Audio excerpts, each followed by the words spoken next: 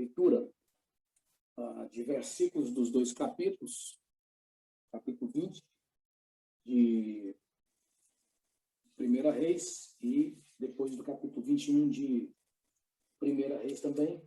Vamos ler apenas alguns versículos, terminando o capítulo 21,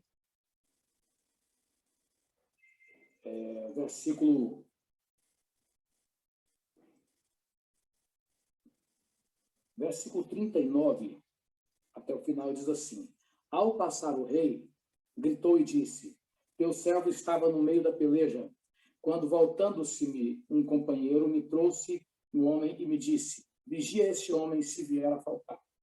A tua vida responderá pela vida dele, ou pagarás um talento de prata. Estando teu servo ocupado daqui e dali, ele se foi, respondendo-lhe o rei de Israel: Esta é a tua sentença, tu mesmo a pronunciaste. Então ele se apresentou, se apressou e tirou a venda de sobre os seus olhos.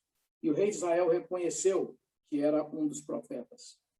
E disse-lhe: Assim diz o Senhor, porquanto soltaste da mão o homem que eu havia condenado. A tua vida será em lugar da sua vida, e o teu povo em lugar do seu povo. Foi-se o rei de Israel para a sua casa, desgostoso e indignado, e chegou a Samaria. Agora, o capítulo 21, do versículo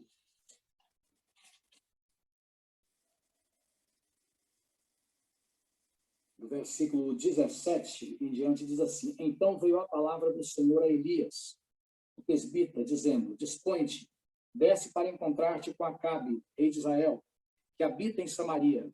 Eis que está na vinha de Nabote, onde desceu para tomar posse dela.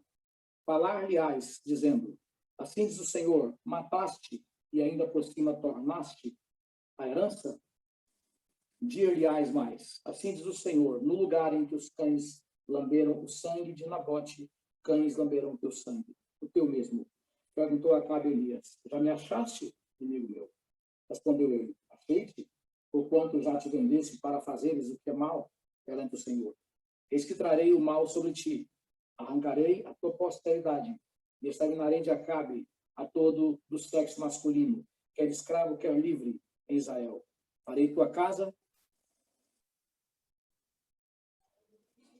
a tua casa como a casa de Jeroboão, filho de Nebate, e como a casa de Baasa, filho de Aías, por causa da provocação com que me irritaste e fizeste pecar Israel.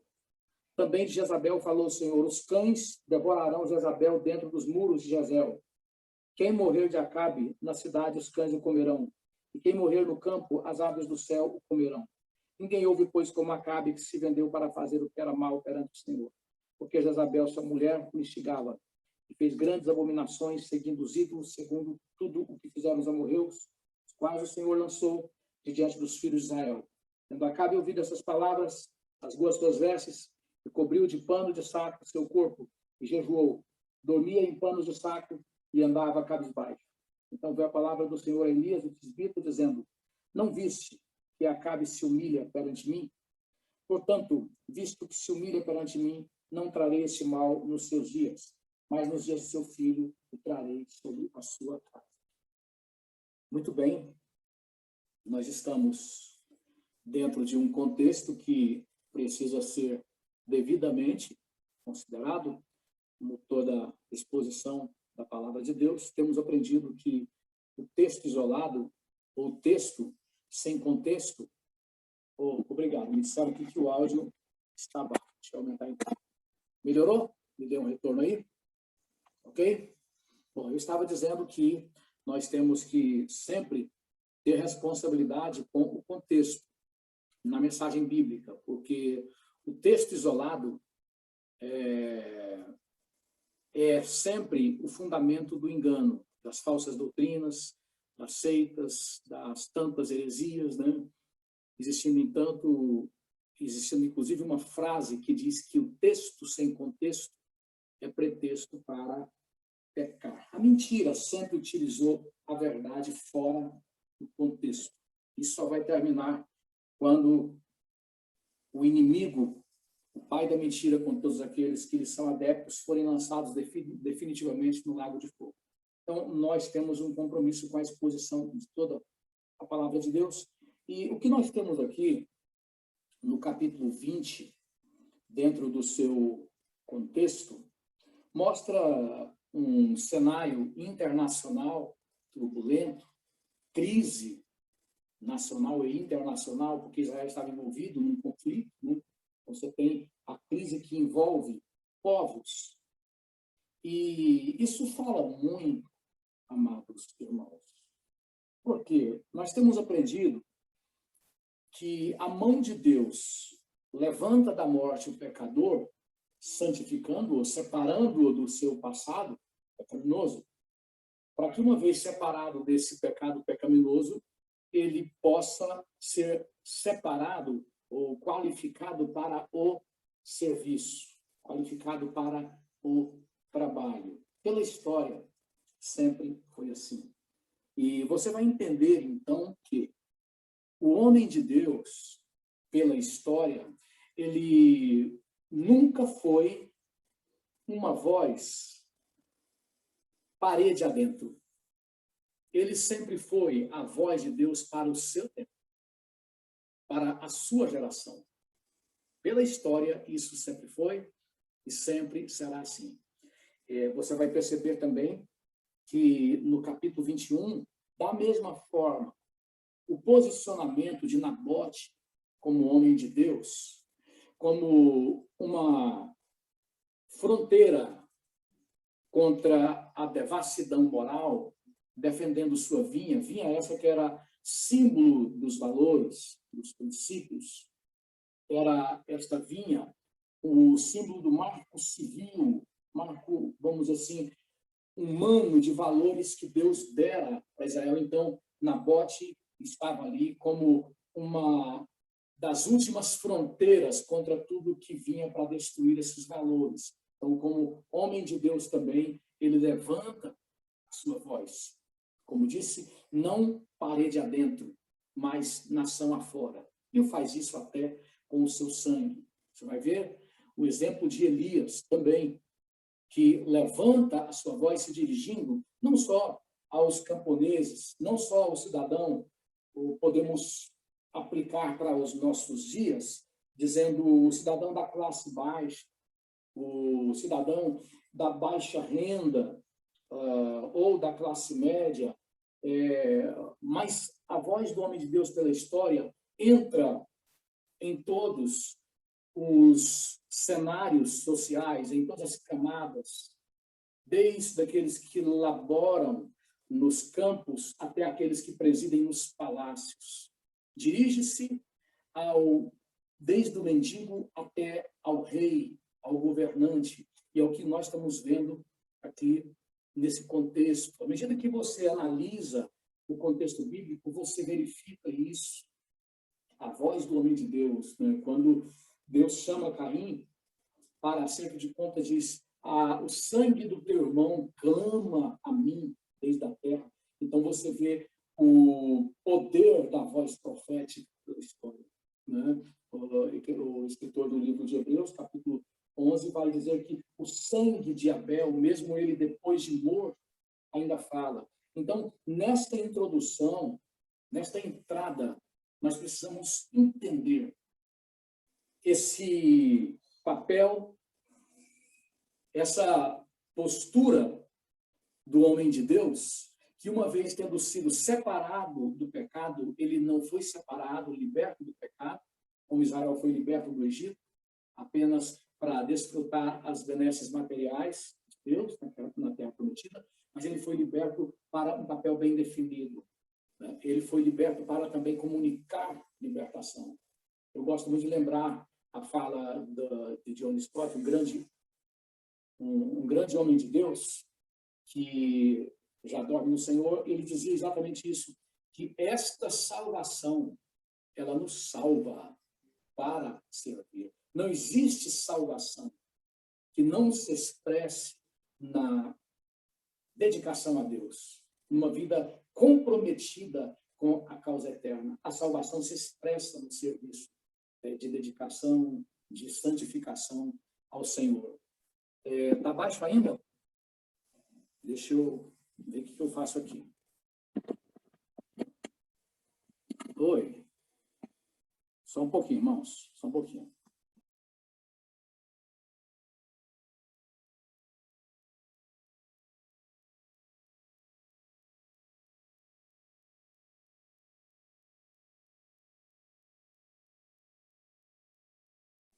Irmãos, eu vou procurar falar mais alto, vou aproximar mais aqui o fone, para melhorar, ok? Então, nós estávamos colocando que o homem de Deus, pela história, ele foi liberto para comunicar a libertação. Ele foi liberto, ele foi salvo para promover salvação. Ele foi separado da iniquidade do pecado para também ele comunicar esta mesma palavra separadora, libertadora para as nações. Então, nós temos que insistir compreendendo que a salvação e o serviço são dedo e unha, são cabeça e tronco, são inseparáveis. Se você vê isso no testemunho desses homens de Deus, que, como repetir essa frase de efeito, eles não eram uma voz porta adentro, eles eram uma voz para a sua geração, para a sua época. Você viu isso desde Abel até o fim da história, né? Quando lá em Apocalipse capítulo 12, a Bíblia diz que os homens de Deus não amaram as suas vidas até a morte. Então você vê o exemplo desse ato dos homens de Deus no capítulo 20, quando há uma conflagração, há uma guerra, há uma crise internacional que envolve nações, vai além fronteira. Então, nessa crise, os profetas ali se levantam e confrontam Acabe contra a postura dele. Anteriormente, o profeta havia se levantado para dar uma palavra de esperança, para dar uma palavra direcionadora, para dar uma palavra de coragem, dizendo que a nação não sucumbiria naquela crise que ali se instalara. Né? Estamos passando por uma crise terrível, a crise do Covid, né? E é muito oportuno que nós, como servos de Deus, entendamos o nosso papel nesse momento, como vozes que devem ecoar mundo afora, como única direção, para que as pessoas possam ter a perspectiva de Deus, o direcionamento de Deus, tanto no sentido de serem consolados, como os profetas consolaram Acabe e Israel, embora não merecessem de jeito nenhum, até porque a graça não é questão de mérito, né? Então deu um consolo que os direcionava, dizendo: vocês saberão pelo meu livramento que eu sou o Senhor. Isso é evangelho pregado, mesmo naquela época. Vocês saberão que eu sou o único Deus, que Baal não salva, que Baal não livra, que as falsas religiões de vocês não levam a nada. Vocês saberão que eu sou o único Senhor. Então, num segundo momento, esses mesmos profetas, esses mesmos homens de Deus, que consolam, eles confrontam. Quando Acabe se reafirma como alguém descompromissado com Deus, então esse homem ouve uma palavra que o sentencia, que diz para ele, a vida que você deixou escapar vai ser compensada pela sua vida. Você vai morrer por aqueles que você deixou viver. Então isso é muito importante, porque a igreja do Senhor, o verdadeiro evangelho, ele não pode ser um evangelho que o tempo todo proclama para as pessoas o juízo vindouro. O tempo todo proclama para as pessoas a condenação eterna. Se for apenas isso, apenas a condenação eterna, apenas a reprovação em todo o tempo, ele está incompleto.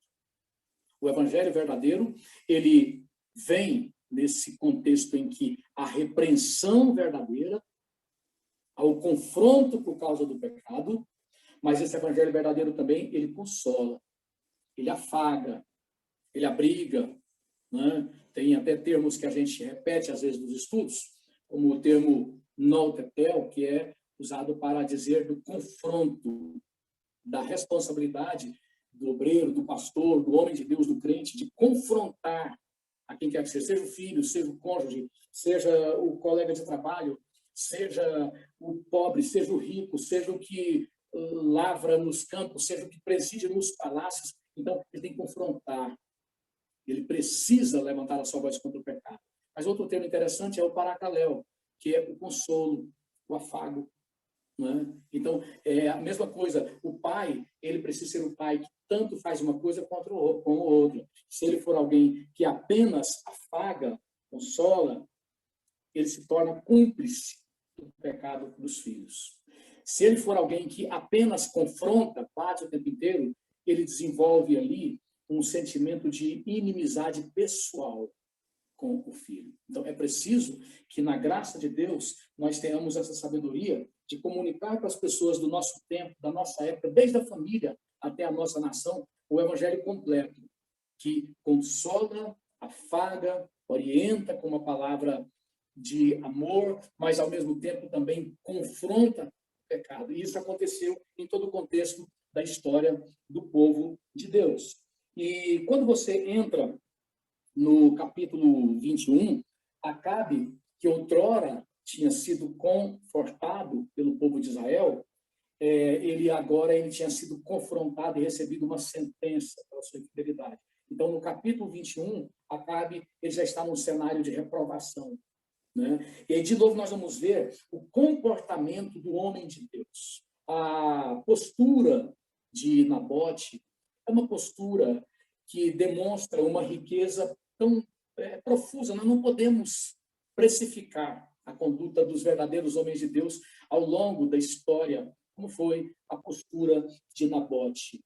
A sua postura mostrava que a sua verdadeira riqueza estava nos princípios absolutos, nos valores inegociáveis e não nas coisas materiais. Como diz o nordestino, Acabe como rei, como alguém que não sabia avaliar esses valores eternos, o nordestino diz, bota preço, né? Então, Acabe botou preço, Acabe aumentou o valor, valorizou a vinha de Nabote, né? Mas Nabote entendia, comportava-se como todo homem de Deus ao longo da história. Inclusive eu coloquei isso aí como tema da ministração de hoje, a respeito daqueles que, tendo sido comprados pelo sangue de Jesus, não se vendem. O preço pelo qual eles foram comprados, ninguém, o diabo, o mundo, os ricos, os bilionários desse mundo, não podem alcançar o preço que foi dado por ele. Então, ele sabe do seu. Isso que principalmente mexe comigo no testemunho cristão pela história, e nesse caso aqui no testemunho de Nabote. Nabote sabia o seu valor. Não era uma questão mera de uma vinha. Ele tinha uma conduta de vida que se refletia nas suas transações comerciais, na sua maneira de lidar com o próximo, nas suas preferências. Tinha uma conduta de vida que se impunha de um modo geral, contínuo e restrito no seu testemunho pela vida, né? E aqui ele está mostrando isso, ele está dizendo, olha, eu tenho valores que não estão à venda. Esta minha postura com relação a esta proposta, ela é uma oportunidade para eu mostrar os meus valores. Acabe tinha se vendido. Lá na frente você vai ver isso, que quando Deus lança por parte de Elias uma sentença contra Acabe, ninguém foi como Acabe, que se vendeu para fazer o mal. Então você tem aqui os opostos, né? O côncavo e o convexo, né? Um homem cuja conduta não estava para a venda. O preço maior o havia comprado. Talvez você possa estranhar, não, pastor, você está falando aí do Antigo Testamento, o sangue de Jesus comprou. Claro, nunca houve salvação sem Jesus. Nunca houve salvação que não fosse pela graça. E tudo foi Jesus. A Bíblia coloca claramente isso. Paulo coloca isso. Ele estava em Cristo. Esse estava, no sentido passado, o mais remoto, desde a queda, desde Adão, reconciliando a criatura com o Criador. Né? Então, em todo o tempo que houve evangelho, houve palavra pregada, houve salvação, foi por Jesus. Então, Nabote ele estava ali colocando exatamente isso. Era a hora dele dar esse testemunho. Aquele momento chegou para o testemunho de Nabote. Aquele testemunho chegou para Nabote dizer: aqui veio a existir nesse contexto de salvação. E nós podemos talvez perguntar para os que estão participando conosco desse Zoom exatamente isso. O seu momento já chegou para você mostrar para a sua geração, onde os valores estão se perdendo por completo, onde os princípios estão postos nas bancas de negociação de uma forma cada vez mais comum, cada vez mais variada, cada vez mais diversificada, de todas as formas. Quando chega para você a proposta de Acabe, você tem dado o seu testemunho? O tempo todo que se passou antes daquele momento chegar, foi preparado para você dar esse testemunho. Nabote sabia, como todos os homens de Deus. Todo o tempo que se passou antes, aguardou essa hora, esse testemunho. Esse momento é muito especial. Quando agora me tentam, quando agora batem as minhas portas, quando agora me chamam para negociar os reais valores que Deus me confiou. Esta é a hora do meu testemunho. Né? E por falar em testemunho, uma expressão que é usada para testemunho no grego é martiria. Então, Nabote, como muitos homens de Deus, caminhariam para o martírio, testemunhariam até com a sua própria vida, como foram muitos profetas, como foram muitos apóstolos. Não importa de que forma você vai testemunhar, não importa de que forma Deus vai te levar a testemunhar, mas importa que você seja fiel, que você testemunhe com a totalidade do seu ser. Né? Elias não sofreu a tragédia que Nabote sofreu, mas ele foi fiel até as últimas consequências. O que importa é que sejamos fiéis. Tem irmãos que estão morrendo agora para dar esse testemunho, no paralelo desse 40. Mundo afora, história fora. Outros não morreram, mas uns e outros estavam unidos nesse fundamento inegociável, que é o quê? Fidelidade. Vou ter que perder o quê para dar esse testemunho? Bens, amigos, família. A vida, o quê? Na hora, você vai saber. Mas o que você tem que saber, desde já, é que você não pode titubear. É que você não pode ter dúvida do motivo pelo qual você chegou a essa geração. Para pensar nisso. Você poderia ter nascido em outra época. Você nasceu nessa geração para algo que Deus tem para você nessa geração. Nesse sentido, você vai imaginar que milhares de anos aguardaram para você acontecer. Para que você agora pudesse brilhar no seu testemunho, que não tem nada a ver com o que o Evangelho da Prosperidade prega. Não tem nada a ver com essa outra irmã gêmea da teologia da prosperidade, que é a teologia coach. Não tem nada a ver com isso. Tem que haver com uma oferta aprazível aos olhos de Deus por parte de pessoas que sabem a que vieram. Né? Então, você vê nesse contexto exatamente esta postura desses homens de Deus em tempos difíceis. Em tempos difíceis. E tem uma coisa, irmãos, que me preocupa muito nesses dias. O testemunho é a voz cristã que se limita a 4 paredes. Isso é muito preocupante, porque isso destoa da postura de todos os homens de Deus pela história. Todos eles foram vozes que ecoaram mundo afora, ecoaram para suas gerações. O Brasil precisa ouvir o brado das vozes de homens que foram separados do pecado para ser.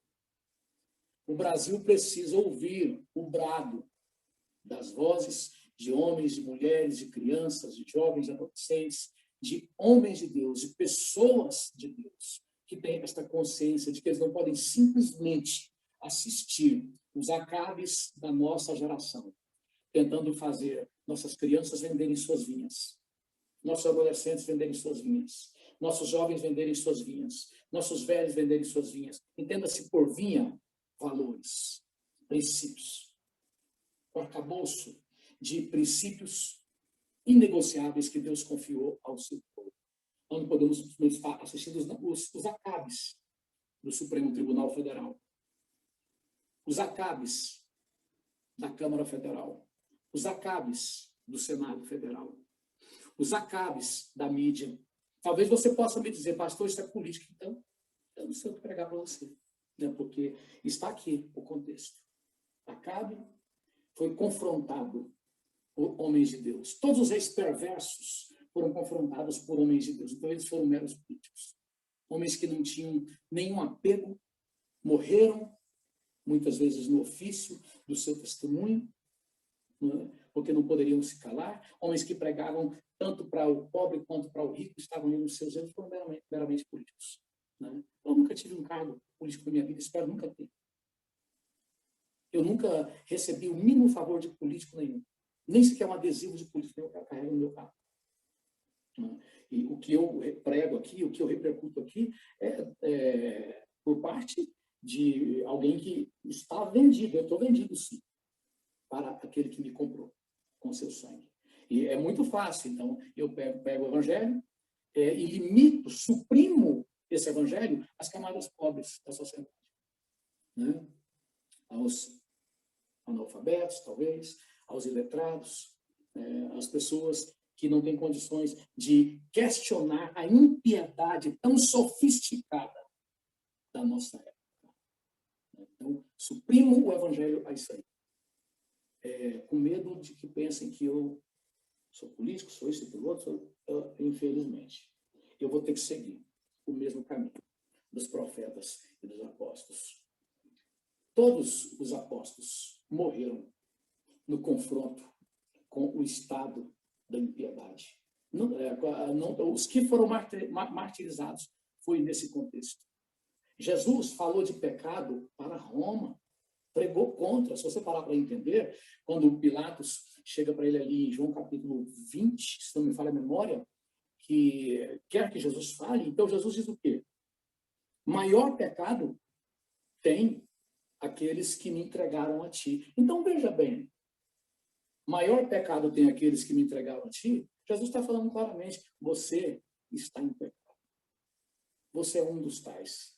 O fato de dizer que maior pecado tem os outros, enquadra ele. Então, falou de pecado para a maior autoridade de Roma, a ponto de deixá-la sem rumo, a ponto de deixá-lo sem sono. Pilatos nunca tinha ouvido a verdade daquela maneira. Ele que, num dado momento, a maior autoridade de Roma, ali representada, chega numa situação que ele pergunta que é a verdade. Ele nunca tinha ouvido. Então, aquele homem perde o sono, aquele homem perde o rumo, aquele homem perde o caminho, porque Jesus colocou para ele a questão do pecado, do Antigo ao Novo Testamento. Desde os patrícios, esse nome utilizado para se referir aos pais da igreja, até os dias atuais. A voz dos verdadeiros homens de Deus é uma voz que não escolhe classe social, não escolhe condição aquisitiva, financeira. Ela se dirige a todos. E ainda antes dos irmãos que queiram, porventura,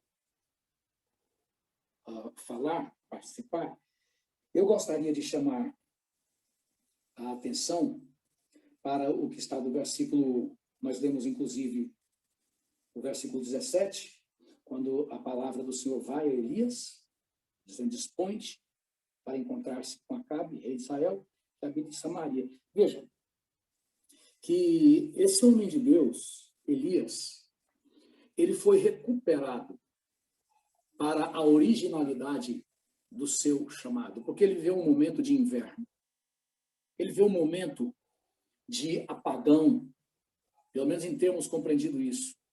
Eu digo em termos porque nesse momento de provável apagão, Deus estava tratando ele para que ele pudesse voltar à ativa. Então ele estava ali nessa condição de ocultação, enquanto era tratado, e na condição de tratado, irmãos, por Deus, ele ouve a palavra de Deus, lá a partir do capítulo 18, quando coloca para ele, olha, vai, pega o caminho de volta.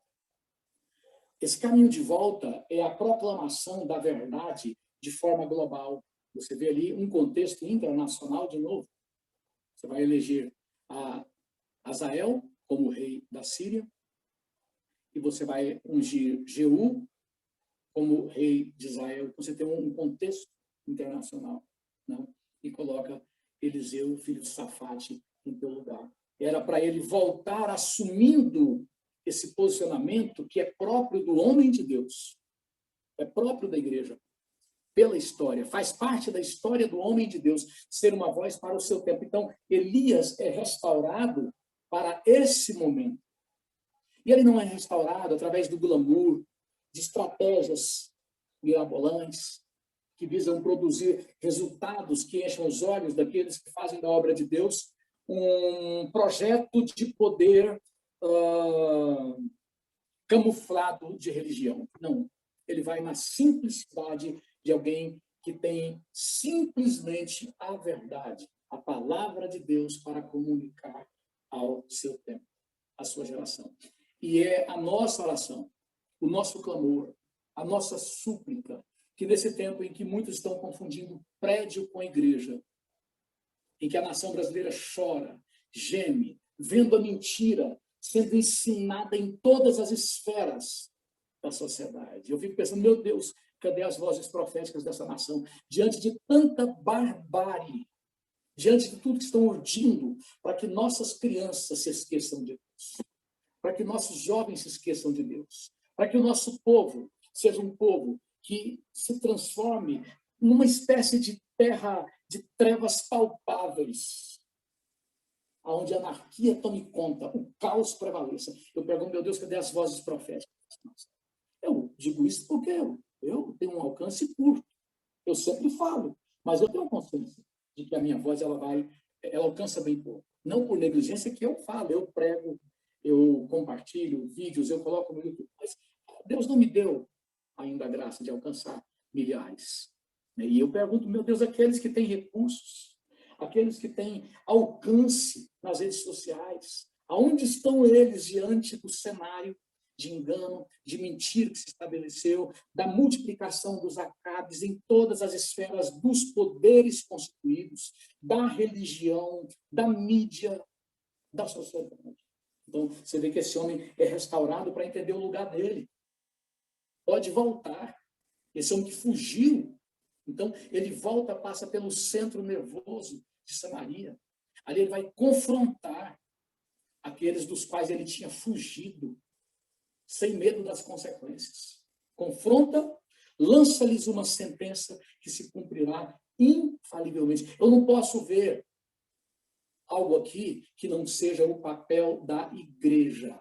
A igreja brasileira precisa se levantar, desde as nossas crianças até os nossos octogenários, até os nossos idosos. A igreja precisa levantar-se na pessoa dos seus pastores e gritar a plenos pulmões contra essas autoridades que estão a serviço do diabo, no judiciário, no legislativo, nos executivos dos estados, dos municípios. A igreja precisa se levantar a plenos pulmões, se posicionar independente do ônus que tenhamos que pagar, se o ônus que Nabote pagou, ou se ele nos preserve como Elias. Independente disso, nós temos que estar unidos nesse compromisso de fazer com que a palavra de Deus, a voz da verdade, ela parta dos nossos corações, dos nossos pulmões e alcance esta geração. Muito bem, nós vamos ver aqui, então, as participações e deixa eu só ver aqui rapidinho, eu gostaria... Nós temos aqui a participação do Michel. Michel é amigo de longa data, viu, irmãos? Desde os tempos difíceis, das tarefas árduas na área da segurança no estado de Goiás. Então, está aqui meu grande irmão em Cristo, Michel, que eu tive a oportunidade de pregar para ele antes que ele conhecesse a Cristo, junto com outros que também pregaram. Eu tenho aqui a grata satisfação ter a participação do irmão Michel aqui nesta noite. Realmente é muito grande a satisfação. Muito bem-vindo, irmão Michel, que não seja a última vez. E vamos ver, então, os comentários. Os irmãos que querem falar oralmente também podem falar, tirar dúvidas, fazer colocações. Vamos lá, então? Sim, vou estar lendo aqui.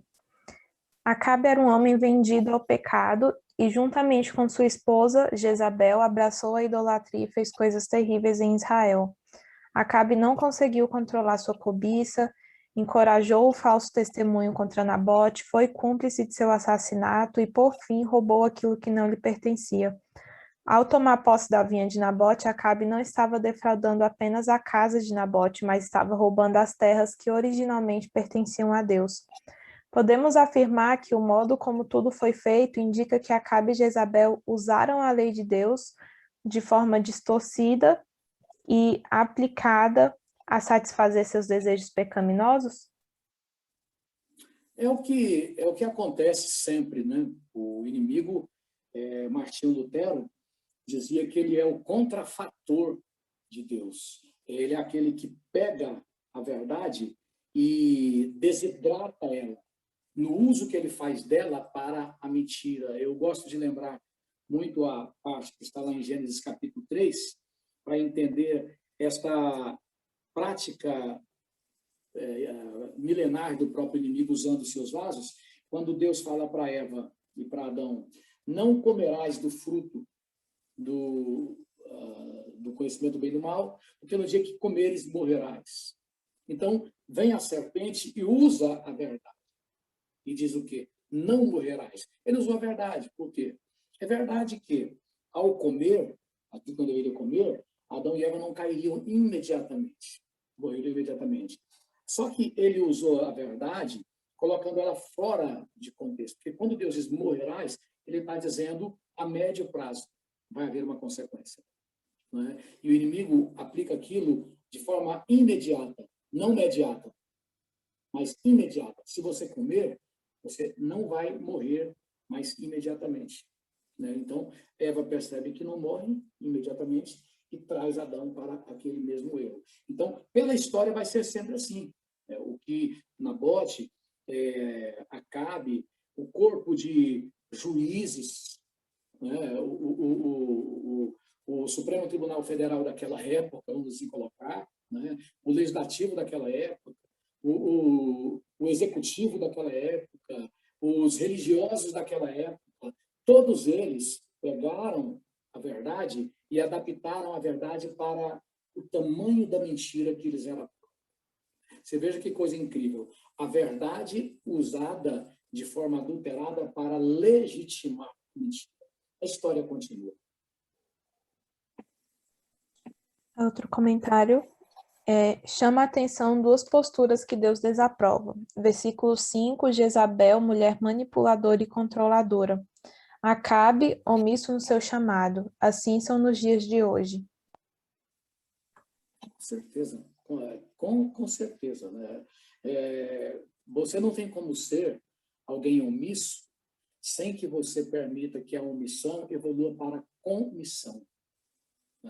Aí eu concordo com alguém que diz que, em grande parte, o pecado de Caim foi a omissão, porque Deus falou para ele, se bem fizeres, vou fazer. Você conjugou esse verbo, fazer. Haverá aceitação para ti. Ele não fez, ele se omitiu. Então, o pecado da omissão, ele vai evoluir para o pecado da comissão. Lá na frente, Deus vai perguntar para ele, o que fizeste? Ou poderia dizer, o que não fizeste? Você tinha uma prática de negligência àquilo que era para ser feito, e você tolerou ela, permitindo que ela tomasse conta do seu ser, evoluindo para a condição de alguém que agora tem comissão, tem participação. E um último comentário. Em diversas ocasiões, Jezabel teve a oportunidade de ver que Deus era o único Senhor. Ela nunca se arrependeu e ainda desafiava o profeta, desafiava o próprio Deus. Mas Deus a julgou e cumpriu nela a palavra e o princípio de que aquilo que se semeia se colhe. Gálatas 6:7. Houve oportunidade para ela, mas ela não quis arrependimento. Infelizmente. Né? E aí a gente pode lembrar que não só ela, que viu ali, teve conhecimento do fato de que Deus havia aberto os céus para trazer chuva perante o seu poder, que é único, e que Baal era mentira, era engano. Ela soube daquilo, mas ao saber daquilo, ao invés dela se quebrantar, ela intensifica o seu ódio contra Deus e contra o seu povo. Dá para pensar nesse momento a respeito de pessoas que foram servidas pelo Evangelho, foram ajudadas, a igreja ajudou, orou por elas, a igreja amparou, cuidou, como filhos mesmo, como família, trouxe para o convívio. E tudo isso não mexeu com essas pessoas, pelo contrário, elas fizeram o que é próprio do homem desde a queda, pegaram tudo que Deus deu, desde o corpo que Deus deu, a vida que Davi disse que é uma doação de Deus, até as benesses externas, né, como o trabalho, o alimento, a terra que produz, o emprego, etc., a família que ajuda, a igreja que ajuda, pegaram tudo isso para que o projeto de maldade deles fosse levado avante. Então, Jezabel está viva nessa prática de uso das oportunidades que Deus se deu, porque ela usou ali a chuva, né, tudo aquilo que agora daria à terra chance de produzir, ela usou aquilo para que o seu projeto de ódio contra Deus e contra o seu povo continuasse avante. Então, Jezabel é uma realidade na vida de todas as pessoas que, de modo geral, não se humilham, não veem a providência de Deus como um chamamento para a salvação. Mais um comentário e uma pergunta. Fazendo uma reflexão entre o reinado de Salomão e Acabe, percebemos a diferença desses governos. Um teve 1000 mulheres e outro somente uma, mas essa uma, interferindo no reino, trouxe total destruição na família e na administração. Salomão, por ter tido 1000 mulheres em vista de Acabe, podemos dizer que foi feliz no seu reinado? Aí aqui em continuação podemos afirmar que as muitas mulheres não interferiram no reinado? Não, porque o próprio contexto diz que as mulheres lhe perverteram o coração. Se eu estou entendendo, né? Essa pergunta é com relação a Salomão. Muitas mulheres, suas mulheres, está no plural, lhe perverteram o coração.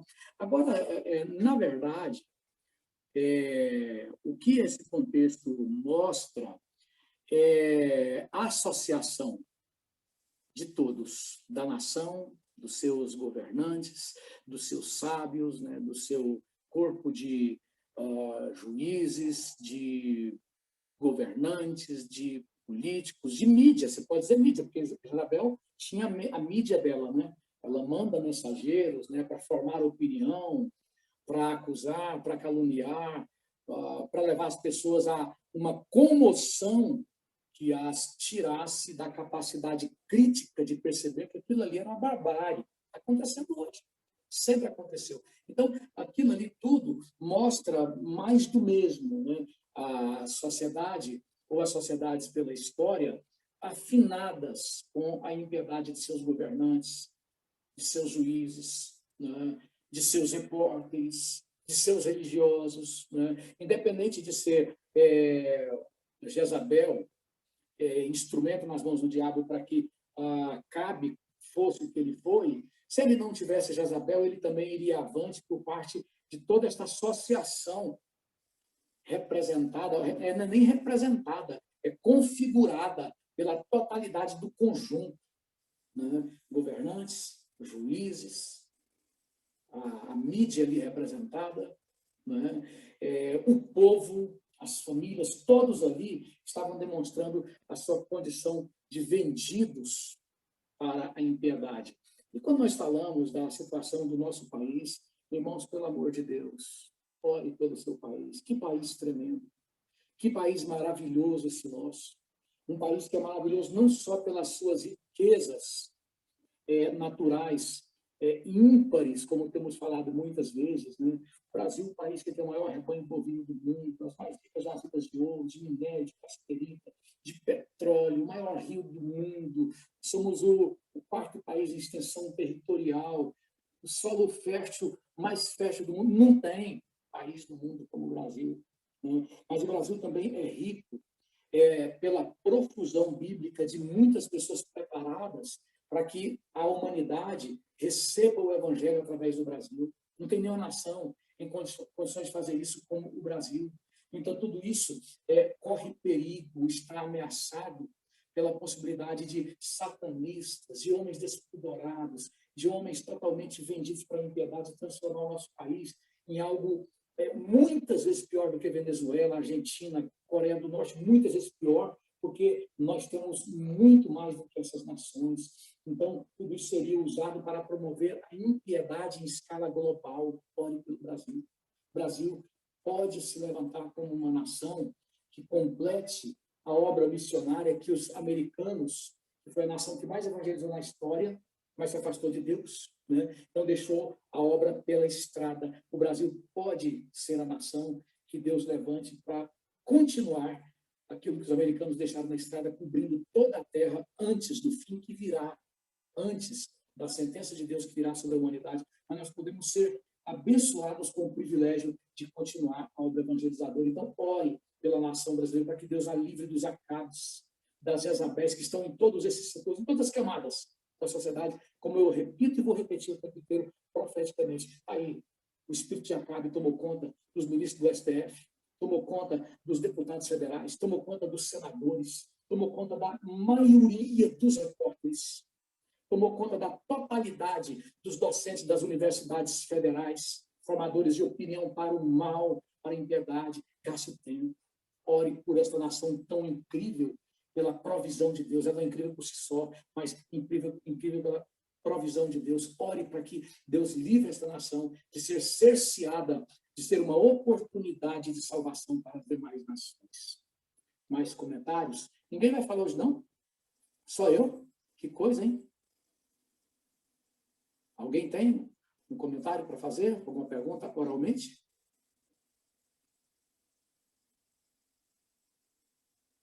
Estou ouvindo. Misericórdia. Então, tá bem, meus amados irmãos. Eu espero que esta palavra tenha tocado o seu coração, sobretudo com relação à responsabilidade, né? Aquilo que Deus quer. Deus não espera, não. Isso é para homens. Deus quer. Deus manda. Né? O Senhor quer de nós, do seu povo, o posicionamento devido, adequado a esse tempo. Eu gostaria de, antes de terminar, pedir para que você compartilhe esta ministração, esses momentos que tivemos aqui de interatividade bíblica, né? Também curta o nosso espaço no YouTube, né? Faça parte disso e ajude a divulgar. Nosso único objetivo é a comunicação da palavra de Deus nesses tempos de tanto engano, de tanta mentira, né? A IDB Canangolândia não é, graças a Deus, o único ministério comprometido com a verdade, mas se alegra em Deus por fazer parte desse comprometimento com todos os ministérios que o fazem, e a sua participação no sentido de divulgar, de compartilhar, de fazer parte da nossa programação entrando no YouTube, divulgando, enfim, isso é muito importante para o Evangelho